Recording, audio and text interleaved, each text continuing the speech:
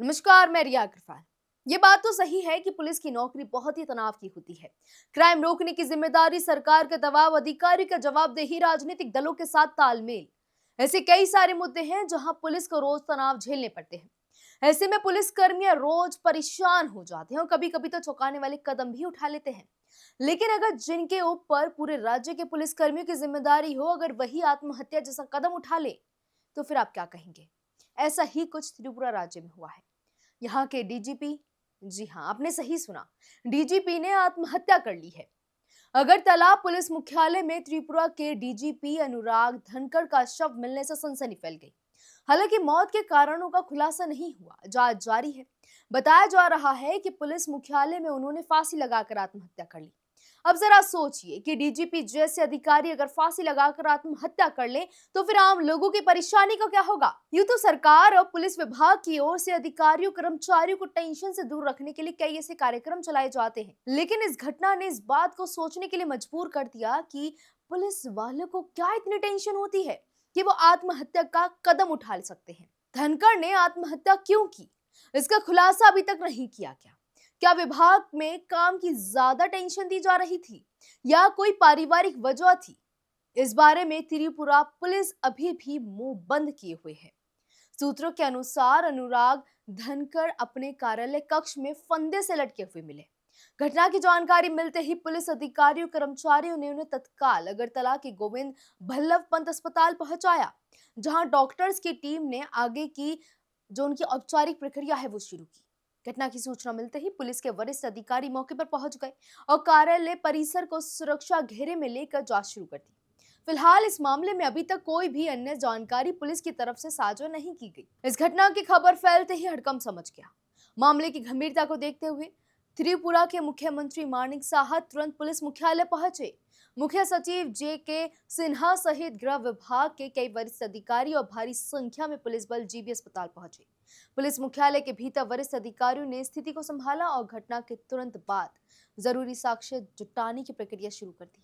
अनुराग Dhankhar 1994 batch के IPS अधिकारी थे और उन्होंने 2025 में त्रिपुरा के पुलिस महानिदेशक यानी कि डीजीपी का पद संभाला था। क्या नाम है जी आपका? नाम अमित कुमार। अमित जी, आपके गांव के अनुराग जी हैं जी, उनकी मौत का मामला सामने है, क्या पूरा मामला रहा है? मामला प्रथम दृष्टया जैसे हमने भी समाचारों के माध्यम से सुना है, सुसाइड का आया है, लेकिन लगता नहीं। वे बहुत ही निर्भीक किस्म के प्राणी इंसान थे और बहुत ईमानदार व्यक्तित्व वाले, कई बार राष्ट्रपति पुरस्कार से सम्मानित किए गए और राजनाथ सिंह ने भी उनको पुरस्कार दिया था और पैतृक घर उनका यही है। और बाकी अभी बाहर वहीं पे थे, त्रिपुरा में डीजीपी थे।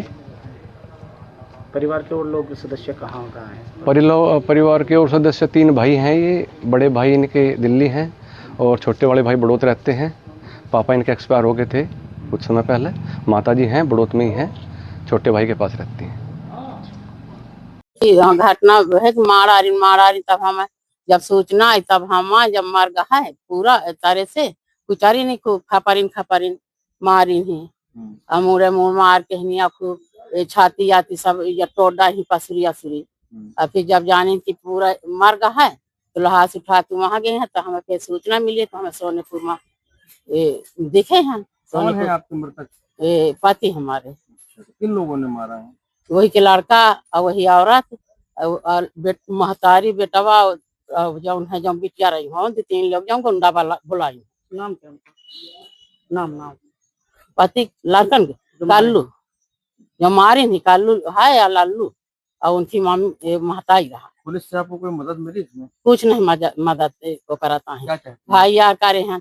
हम चाहते हैं कि हत्यारा पकड़ा जाए, हत्यारे पकड़े जाए। क्यों हत्या की है, क्या कारण बताया? कारण यही कि कहता रहा कि हम वो बच्चन का देवे जगह जमीन और वह देवे सर्विस रिटायरमेंट की पूरा पैसा देंगे उनको और पूरी कमाई जाओ हम तुमको दे डाले हैं और बच्चा में कुछ नहीं जानता है। तो यही के लिए कहे मोरी पूरे जमीन नाम करा दो और नहीं तो हम तो मारा रहा। तो फिर वह जो है सर्विस के खातिर मारा इसी की सर्विस मिली और महतारी का पेंशन मिली। आपके बाद दूसरी शादी हुई थी क्या उनकी? हाँ, देख मेहरिया उधारी ले आवा भागेड़ू मेहरिया ले आवा।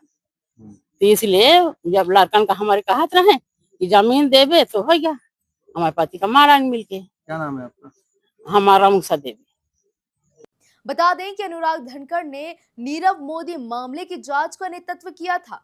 उन्होंने 1984 में सिख समुदाय के नरसंहार की जांच के लिए बनी एसआईटी का भी नेतृत्व किया था।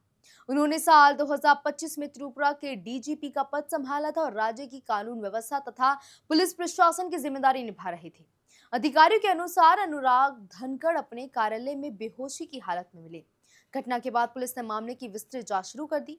फॉरेंसिक टीम ने उनके ऑफिस का इन्वेस्टिगेशन किया है और सबूत जुटाए जा रहे हैं।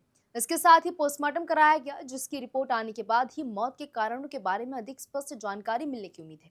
कुछ शुरुआती रिपोर्ट में आत्महत्या की आशंका जताई गई है, लेकिन अधिकारियों ने अभी तक इसकी पुष्टि नहीं की है। पुलिस ने स्पष्ट किया कि जांच पूरी होने से पहले किसी भी नतीजे पर पहुंचना सही नहीं होगा। लोगों से भी अपील की गई कि वे अधूरी जानकारी, अफवाहों पर विश्वास न करें और न ही उन्हें आगे बढ़ाएं। राज्य के शीर्ष पुलिस अधिकारी की अचानक मौत की खबर सामने आने के बाद कई वरिष्ठ पुलिस अधिकारी, प्रशासनिक अधिकारी और सरकारी प्रतिनिधि पुलिस मुख्यालय और अस्पताल पहुंचे। घटना ने पूरे कानून व्यवस्था तंत्र को झकझोर कर रख दिया।